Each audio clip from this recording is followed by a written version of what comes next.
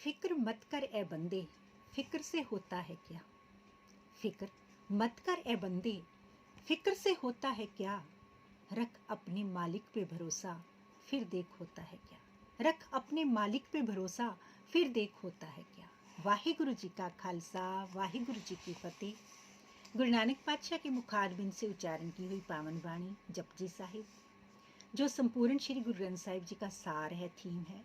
गागर में सागर भरने वाली ये पावन वाणी आज 31वीं पौड़ी की जो श्रृंखलाबद्ध अपन विचार कर रहे हैं, उसकी आज 31वीं पौड़ी की विचार व्याख्या करने का एक छोटा सा प्रयास मिलके करते हैं। गुरु पातशाह इस पावन पौड़ी में फरमान करते हैं, आसन लोई लोई भंडार, जो किछ पाया सो एका बार। कर कर वेखे सिरजनहार, नानक सच्चे की साची कार। आदेश तिसे आदेश, आद अनिल अनाद अनाहत, जुग जुग एको वेस। आद अनिल अनाद अनाहत, जुग जुग एको वेस।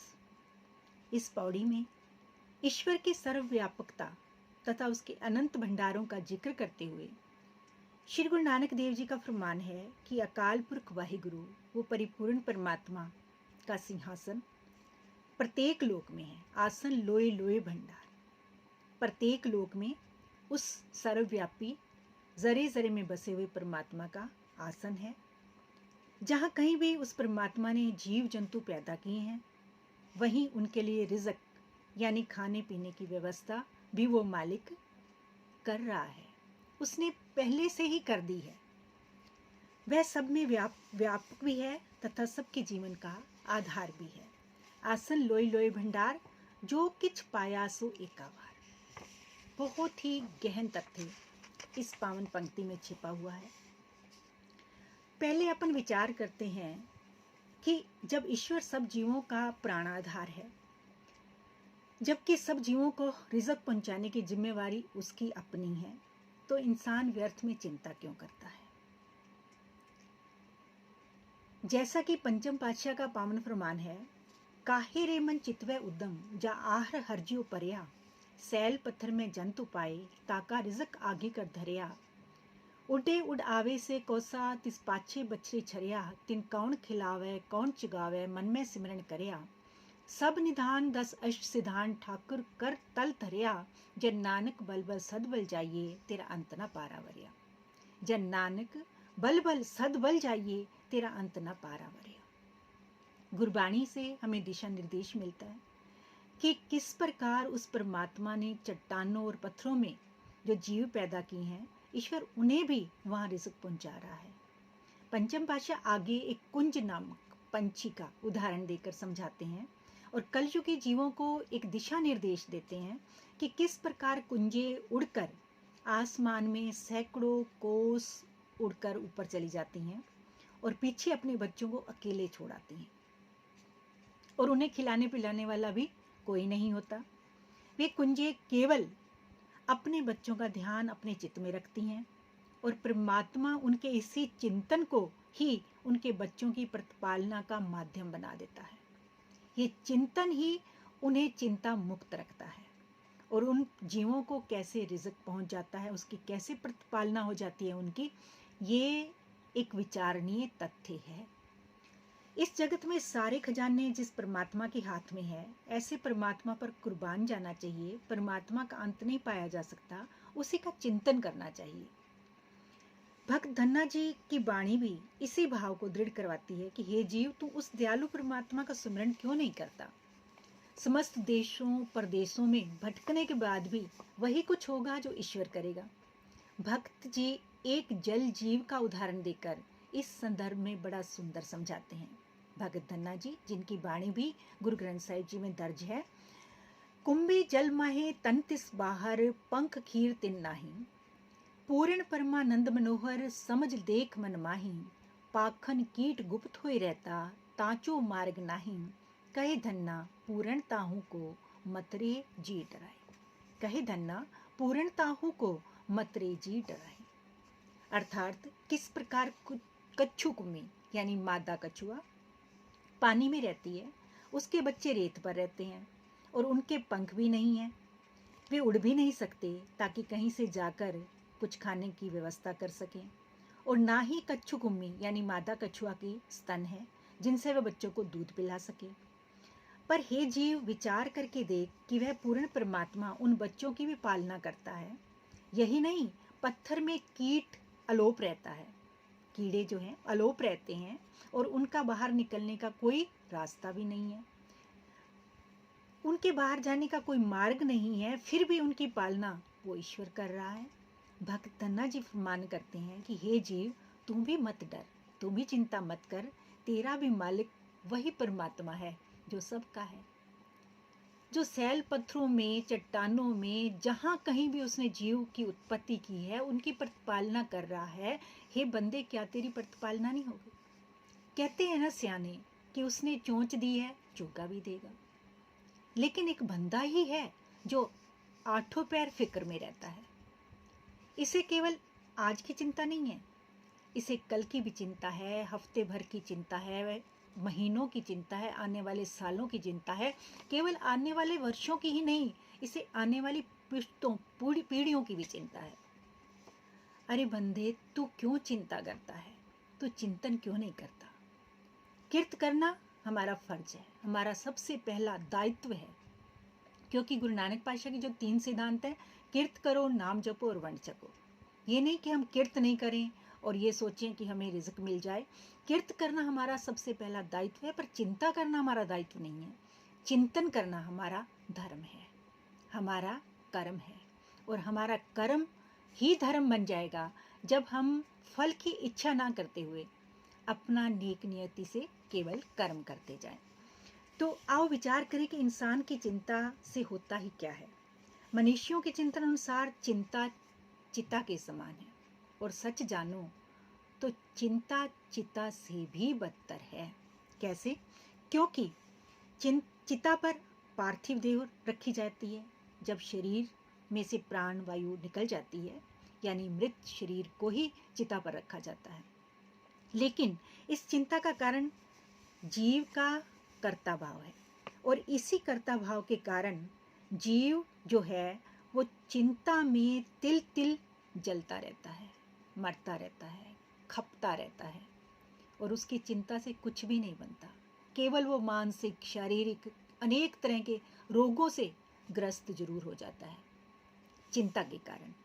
तो इसलिए, क्योंकि इस चिंता का कारण जीव का कर्ता भाव है, और जहाँ कहीं भी वह स्वयं को कर्ता मानता है वहीं चिंता खड़ी होती है।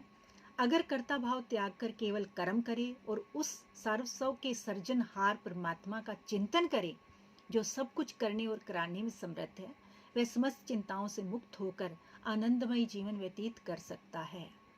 लेकिन इसका कर्ता भाव, इसका अहम जो है वो आड़े आ जाता है, और इस कारण वो कभी अच्छा हो जाता है तो इस चीज़ का गुमान कर बैठता है कि मेरी वजह से हुआ।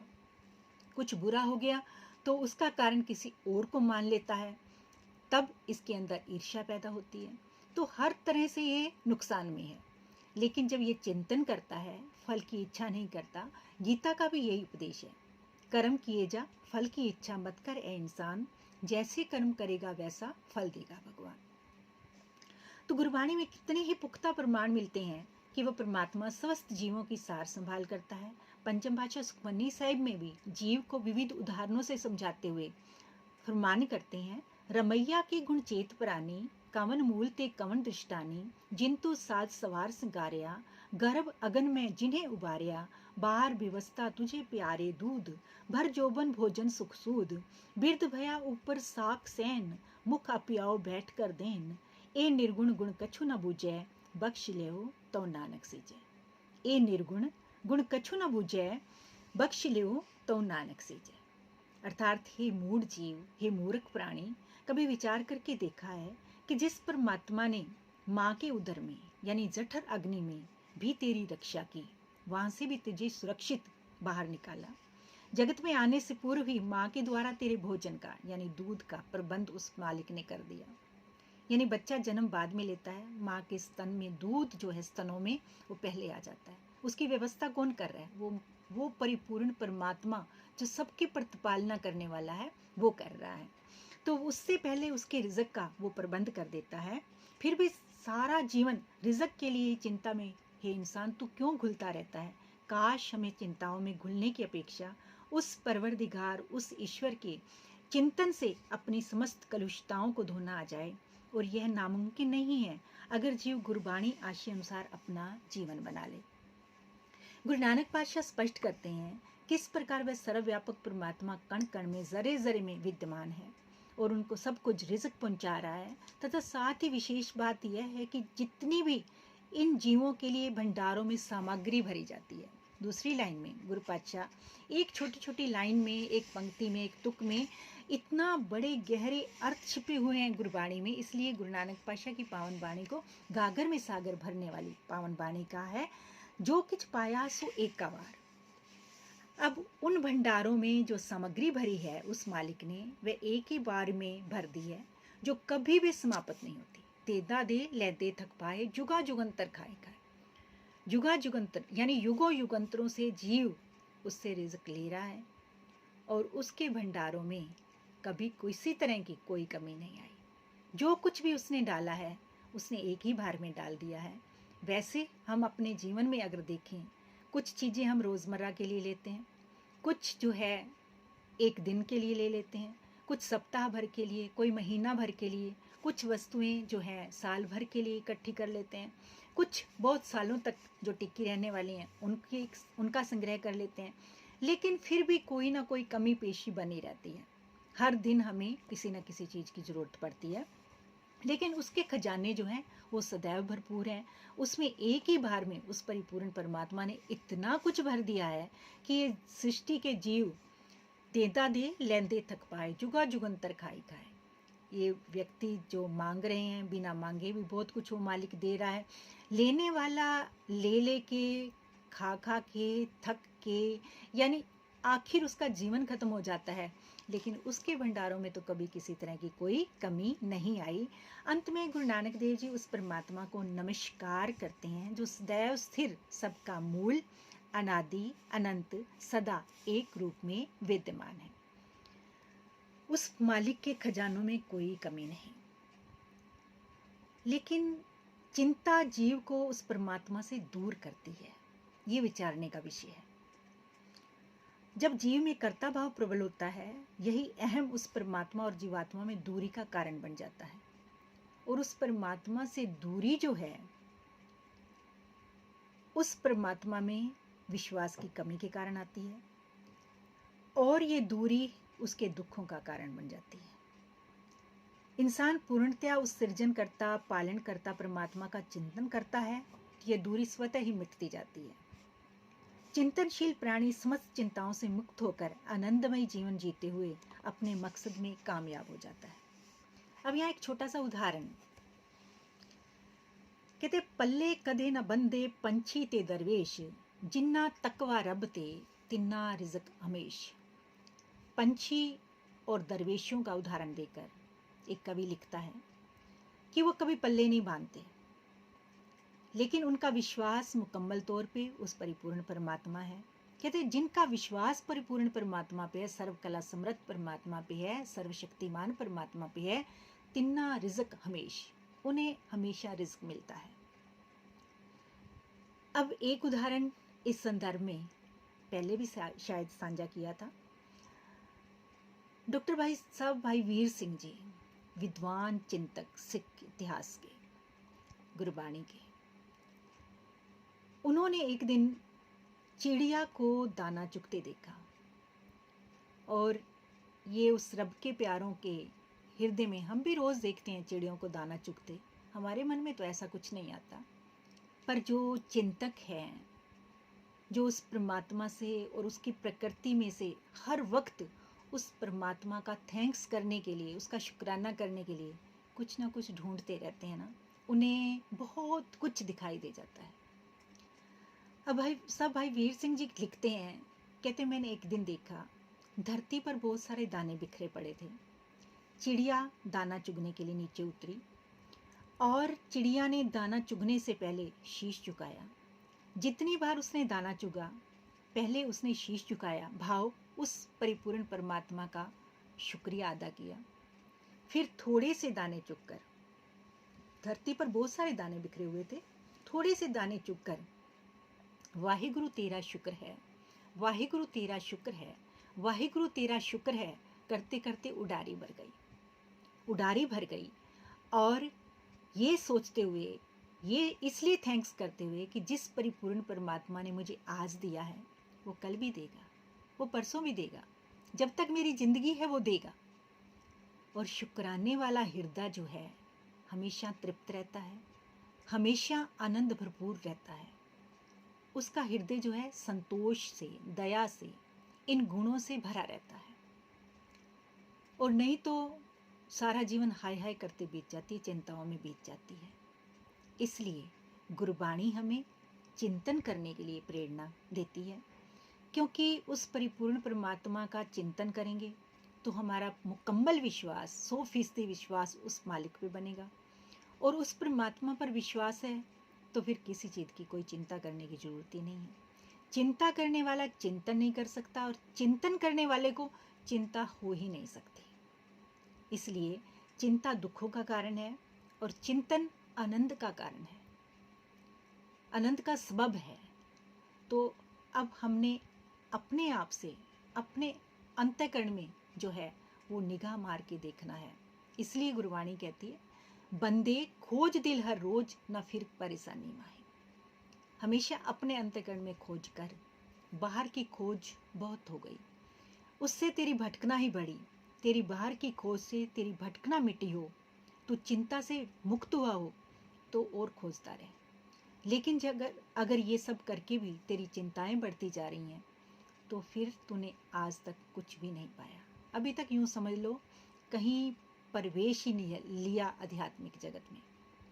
इसलिए केवल कथन मात्र से कुछ नहीं होना, करनी और कथनी में समानता होगी तभी बात बनेगी। सियाने कहते हैं, पढ़ पढ़ किताबां दे लाए ढेर, बाहर जानना ते अंदर अनेर। बहुत किताबी ज्ञान से बंदा तर्क करेगा, तर्क करके दूसरे को नीचा दिखाने की कोशिश करेगा, लेकिन इससे अपने अंतःकरण में कभी भी शांति को महसूस नहीं कर पाएगा, आनंद को, सुकून को महसूस नहीं कर पाएगा। इसलिए आठों पहर उस परिपूर्ण परमात्मा को याद करना है, उसको अपने स्मृति मंडल में टिका के रखना है और उस परिपूर्ण परमात्मा से जो कुछ भी मिला है, कहने को हम कहते हैं कि तन भी तेरा, मन भी तेरा, धन भी तेरा, लेकिन इस सब पर हमारी मैं की पकड़ है। और जब तक मेरी मैं की पकड़ है तब तक सुकून का कोई ज़रिया नज़र ही नहीं आता। ईश्वर रहमत करे, गुरु कृपा करे, इस पावन बाणी आशय अनुसार हमारा जीवन बने, जिसकी बदौलत ये लोग सुखी पर लोग सुहेले, नानक हर प्रभु आपे मिले की अवस्था बन सके। किसी भी तरह की कोई त्रुटि शब्द उच्चारण में, विचार व्याख्या में हो गई हो तो मैं हृदय करके क्षमा प्रार्थी हूँ। वाहिगुरु सब पे रहमत करे, कृपा दृष्टि बनाए रखे। इस पावन बाणी को पढ़कर सुनकर हम अमल में ला सकें, क्योंकि अमलों पे ही निबेड़ा है। जब हम अमल करेंगे, क्योंकि पर उपदेश कुशल बहुतेरे, दूसरों को उपदेश देना बहुत सरल है, लेकिन अगर मुझे प्यास लगी है तो पानी मुझे ही पीना पड़ेगा, मुझे भूख लगी है तो खाना मुझे ही खाना पड़ेगा, और केवल खाना ही नहीं, उसे पचाना भी पड़ेगा। जे को खावे, जे को भुंचे, तिसका होए उधारो। ए वस्त तजी न जाए, नित नित रख उधारो, तम संसार चरण लग तरिए, जन नानक ब्रह्म पसारो। ये अंधकारमयी, अज्ञानतामयी इस संसार सागर से पार उतरने के लिए शब्द का जो ज्ञान है वो जरूरी है, उसका प्रकाश जरूरी है। अंतःकरण में जब ये प्रकाश होगा, इस पावन वाणी आशय अनुसार हमारा जब जीवन बनेगा तो ही ये जीवन सफल हो सकेगा। एक बार पुनः किसी भी तरह की गलती हो गई हो तो मैं क्षमा प्रार्थी। वाहिगुरु से फिर वही अरदास बेनती आठों पहर करनी है। कलयुगी पसारा है, विकारों का गहरा प्रभाव है और उनसे निजात पाना कोई खाला जी का घर नहीं है, पर उसकी रहमत हो जाए तो सब कुछ मुमकिन है। गुरु कृपा करे और इस पावन वाणी आशय अनुसार हमारा जीवन बने।